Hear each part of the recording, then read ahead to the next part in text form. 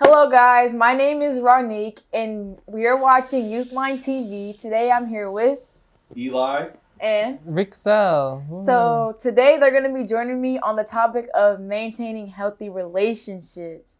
So we're going to focus on three main things: communication, consideration, and patience. So let's get into communication. So basically there's 5 types of communication you need to know about. It's verbal, using efficient speaking skills; nonverbal communication like gestures, facial expressions, body language; written communication like whether it's email, posting, a tweet, like whatever; visual communication, it's like a way to present ideas in a graphical manner, giving more meaning to the message; and listening, like engaging your mind while the person speaks, giving constructive criticism after, like being open-minded to whatever they're saying. So however you do it, it's just important to actually do it. I feel like communication is like the main thing into maintaining healthy relationships. So it's like communicate your feelings. If something bothers you, you're the only one who knows about it until you say it out loud. So what's y'all main type of communication? Like, what do you prefer? I prefer like in person, to be honest, because I'm really bad at communicating in text. Like I have a tendency not to check on my a lot of my messages online because it's just very I get very I don't know how to say it, but I get lazy. Oh. So it's a bit difficult. So you got to be in person. You have to be in person. What about you? I prefer in-person conversations than text. Plus, so much can get lost through text messages and things like that. But I prefer being in person because I can look at the person, and I've been told I'm sometimes okay at reading people. I don't know how true that is, but I feel like when I'm seeing the person there, I can better tell what emotions they're feeling based off of not only how they're speaking, but also the expressions that they're making, the gestures with their body. So yeah, I really enjoy in-person conversations and communication. Okay. That's like what most people will say. But like thinking about like everybody has separate lives, right? You're not gonna be with your partner 24/7. Right. Especially if you don't live with them. So it's like, what's one thing most of us have, but like we can live without it, but we rather not. What do you think? Without it. Live without Any it. relationship? No, just in general. Oh, in general.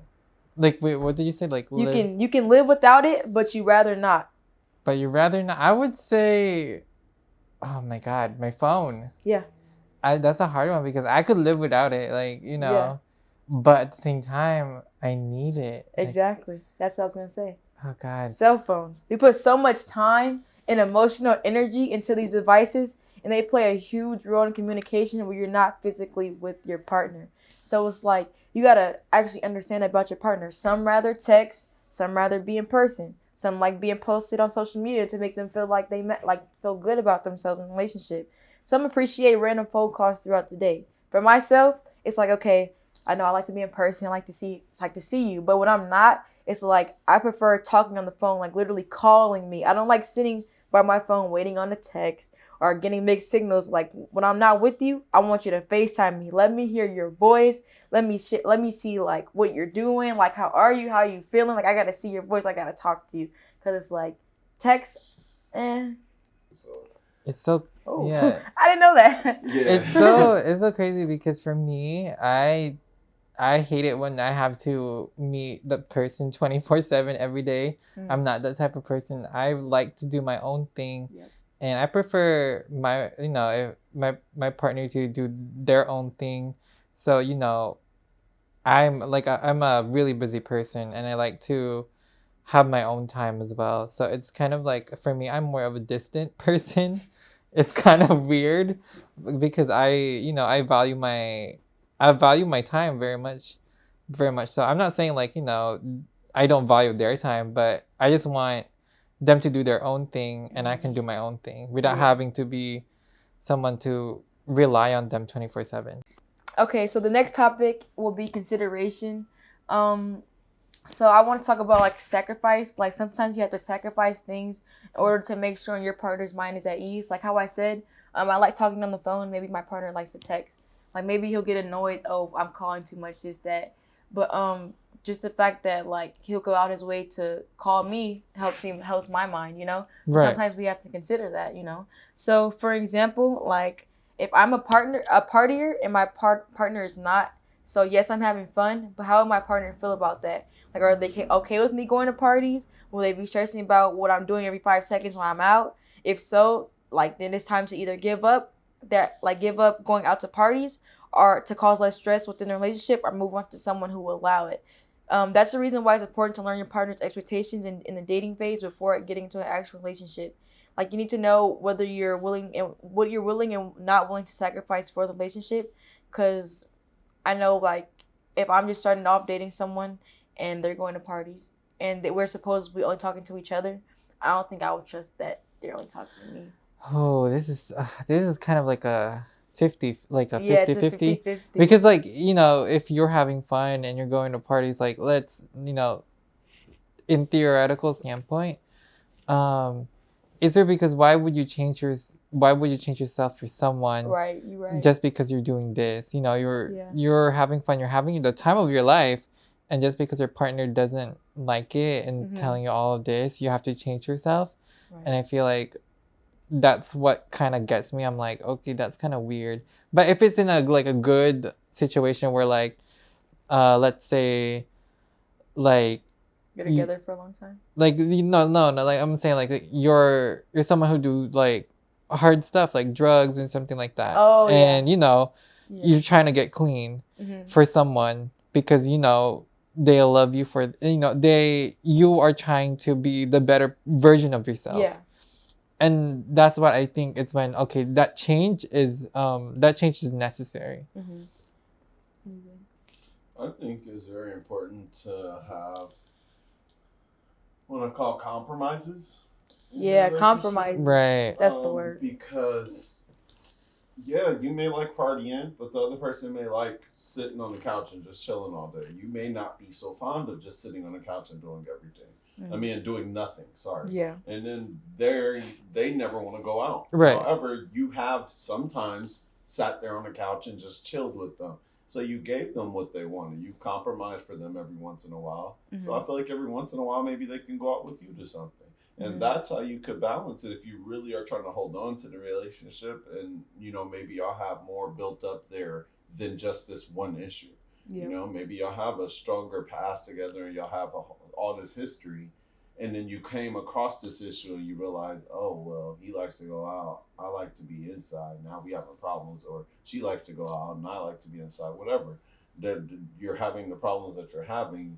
I think finding a compromise, if you're trying to salvage a relationship, will really help that. But if not, then yeah, you may be better off just deciding for yourself. I mean, again, you only get one life. Right. So it's very important for you to decide for yourself whether or not this is something you really like. If it's something you really like to do and you want it to be a part of your life, then you should be able to do that. And if it's going to harm the relationship that you're in to do so, then maybe you need another relationship that you can feel comfortable being yourself in and doing what you want to do. Understandable. Like for me, I brought this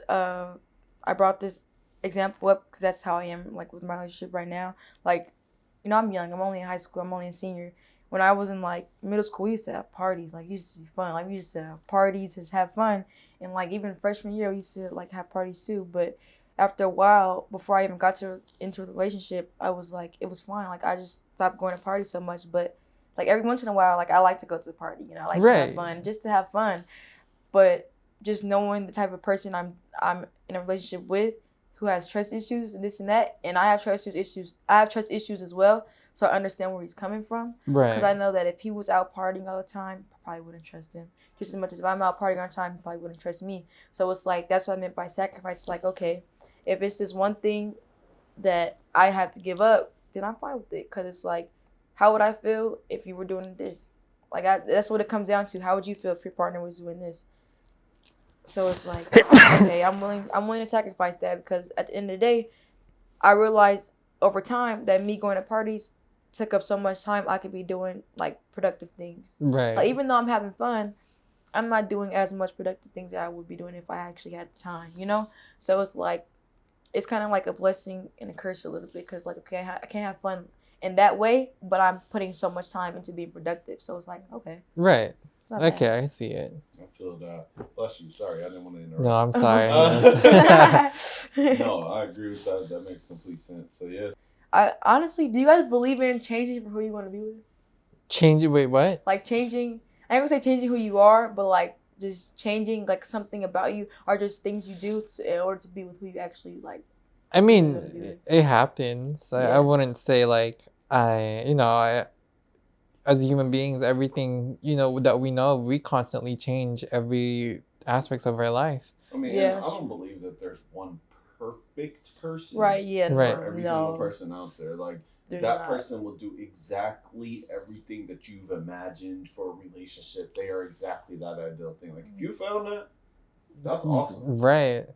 I applaud you because I've never heard of it being possible. But, I've always felt like you would have to sacrifice something or change something about yourself. You don't plan on changing that thing. You're not thinking like, oh, I got to become a whole new person.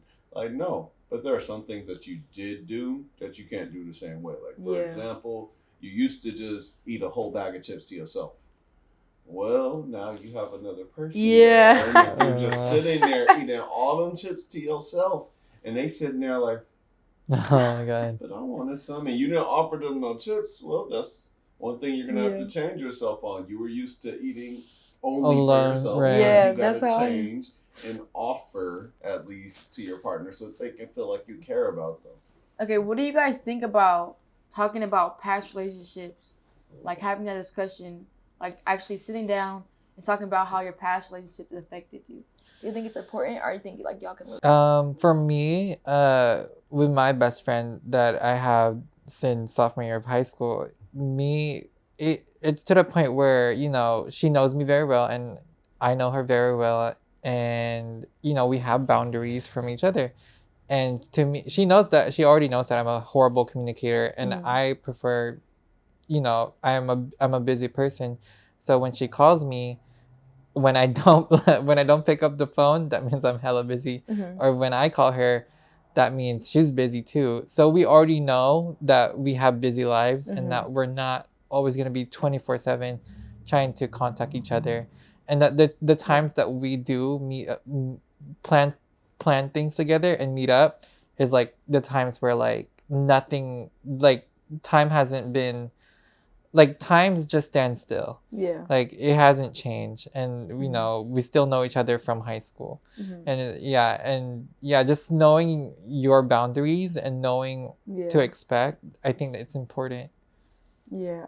I say not even just when you're not with someone in person too. Right. Like say if you live with your partner and like y'all been, laughing, goofing around, and at one point they're just like they're to themselves, they don't want to talk to you.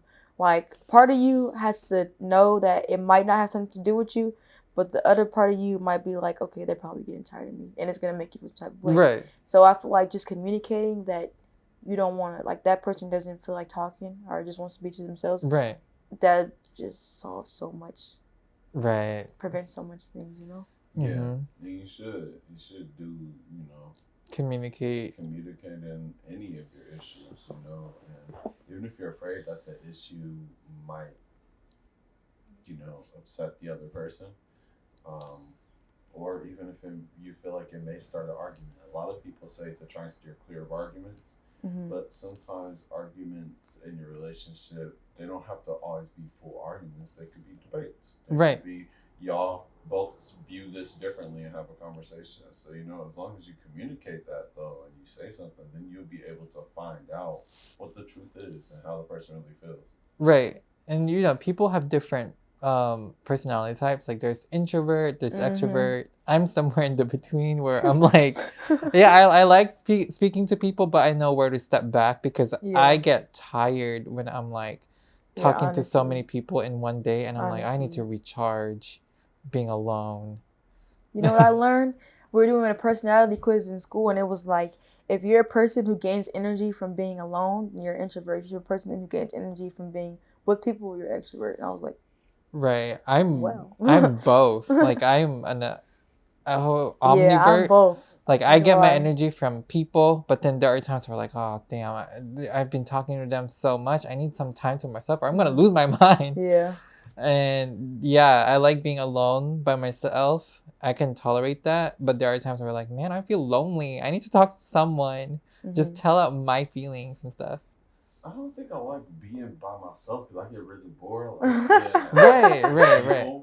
But I think there's a social anxiety behind it too, though. I like being around people, but I also can't help but get nervous or sweat or anxious while I'm hanging with people. Right. And at this point, I'm not sure if I like it or don't like it. I knew before it was for a long time. I don't know. Why do I always have to sweat when I'm talking to people? Yeah, I used to be like feel that. nervous when I'm in a conversation with people. But now at this point, I'm starting to feel like, well, maybe I like being nervous when I'm talking to people. Maybe it's because it's unpredictable. I don't know. Right. You know, but life is strange. First, I for sure thought I hated it because I was like, man, all my shirts keep getting ruined because I'm sweating. Bro, I used to be like that. When I used to go to a party before I even leave the house, I'd be like sweating. Like I had to break myself out of there. Like I ain't even said hi to nobody yet and I'm sweating. Oh my God. Ask me nothing challenging. I'm not on a test there. How was your day? To me, oh my God. It was good. It was cool. You know what? All right. I'm not a big party person. So when like my brother, he's a lot different than me because he goes to parties every single day. I'm the opposite of him. I like small areas where I can see everybody and just, introduce myself because I already know. I'm like, oh, I have the most energy in this room, and it gets depleted so fast. It's true. But yeah, I feel like just that question of how would I feel if my partner did what I'm about to do will help a lot in relationships if people actually considered it, especially like with cheating too. Like cheating on me, you guys have sex with someone, but it could be like if I give this person a hug, and say if I see my ex, right? I see my ex, and like we're cool, we haven't talked in a long time, but if I gave this person a hug, and my partner find out, they're gonna be mad. Right. If my partner did the same thing and I found out, I'm gonna be mad. Right. So let me just stop. Let me just stop, and I'm just going by my day. I feel like that kind of helps. Did you just give him a hug? No, but I'm like, what's up? Like, just pushing him across. What are we doing now? We just giving out hugs. Especially to exes. Okay, all right. Okay. Say less. Noted. Oh, sir, you need directions? You go over there. Yeah, no, we giving out hugs. All right. We giving out. Okay. All right. No, but yeah, that's important. Right. My next point is separate lives. So although we're not together as a unit. Like we're together as a unit. We're couple. Right. It's like we're still individuals with individual desires and needs. So Right. like accepting that you both may not have the same social circle is very important in a healthy relationship. It's necessary to understand you probably won't be the center of attention in someone's life majority of the time. Maybe like half the time, okay. But that person still has a mom. They still probably have like, if you guys have kids, they still got friends. Like, not wanting to share your partner with their friends who were probably there before you even came around. I feel like that's an act of controlling because eventually they'll stop hanging out with their friends in order to keep you happy. So it's like, yeah, like sometimes you meet someone, they already have friends before you even came around. These friends help them with past relationships. These friends help them build their character, vent, and just for you to take away all their time and not consider them, I feel like that's like manipulating them too as well. Yeah. And my biggest pet peeve, I've seen this so many times, is when people get into a relationship and they make that person as their therapist. That is one of the huge red flag because you're putting all this like emotional baggage to this person and they don't know what to do with it. They're not like what like especially someone who's not like doesn't show sympathetic. And that's then me. Yeah, and it's like I see this when it was like freshman year of high school, sophomore year. It was like crazy to me because I'm like, they're not supposed to be your therapist. Yeah, they're not, yeah. supposed to be, they are individual human beings Right. who have their own personality as well. Mm-hmm. And yeah.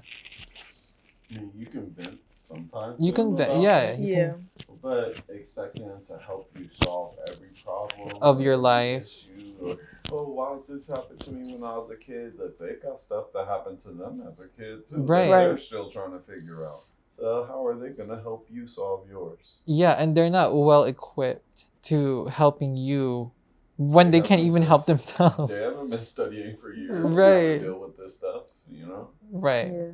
So to conclude this topic of consideration, like what's quick examples how you can show consideration? Like how would you show it in relationships? Consideration, I think communication is always the key to a relationship. Like always communicate your feelings and emotions, and just be understanding. There always has to be sacrifices to be made to make things work out and always meet things end. And you have to consider that when you're getting yourself into a relationship. Yeah.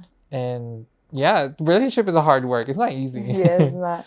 It's like a second job. Asking questions, I agree. That's where it's at. Yeah, it Definitely. is. It is. It's for sure like a second job. But communicating and asking questions, I completely agree. Mm-hmm. That happens a lot in the past relationships I've been into. It's just asking the person, hey, I want to watch this movie, but do you want to watch it? Right. Yeah. Or would you like to choose something this time? Or what do you want to eat? Instead of just always choosing what you like. Yeah. Right. I'd say like with the whole separate lives thing, like how we talked about a couple weeks ago, encourage your partner to hang out with their friends, showing enthusiasm about the stories your partner may bring back. Mm-hmm. Like I feel like just let them know like, okay, you can hang out, that's fine. You know, like that's fine with me. That like I'm fine. Like go hang out with your friends, be happy. Sometimes like some ways I show consideration as well. It's like me and my partner, we go to different schools. I go to a private school. He goes to a public school. Like we learn different things. Right. So like I'll teach him things that I learned. Also like maybe sometimes when I get some food and I'm about to pick him up, like I'll bring him some food. Like just little stuff like that. Nice. Yeah. So the next one is patience. So the question is, how important is patience? So I feel like you got to ask yourself, can a relationship last if there is none? And that's your answer to how important patience is. Mm. A personal experience I had was like just understanding that your partner didn't come to you meeting your expectations out the gate. Like they have to learn how to love you because not one person is the same, and learning how to do that comes with patience. Right. I agree. You want to add anything? I feel like, oh my God, patience. Yeah. I think this might be a 2-part episode. Right. We might end up having to do a part 2 of this because things are real good. Right. Yeah. Patience is like, oh my God, I don't have patience for a lot of everyone. Like for my friends, well, not even for friends, for like a lot of people, sometimes I don't have patience because I'm like, I have things to do. Mm-hmm. I'm busy. Yeah. And if you're going to ask me stupid shit, don't bother someone else. I'm not the person because I have something else to do. Yeah, I understand. So I think we're going to save this for part 2. Right. So reach the end of our show here. I would like to thank all of our viewers for watching this week's episode. I would like to thank my guest for today for being here on the show. Thank you. If you'd like to catch more of our episodes and content, it can be found on our website under youthlinesf.org, where you can go and also contact us through our Let's Chat feature and inquire more about content, shows, or even becoming a guest. If you would like to watch any of our other episodes, they can be found on our channel, Youthline Live. As always, remember to like, comment, and subscribe, and share with friends. Thank you for tuning in to Youthline TV. See you next time. Bye.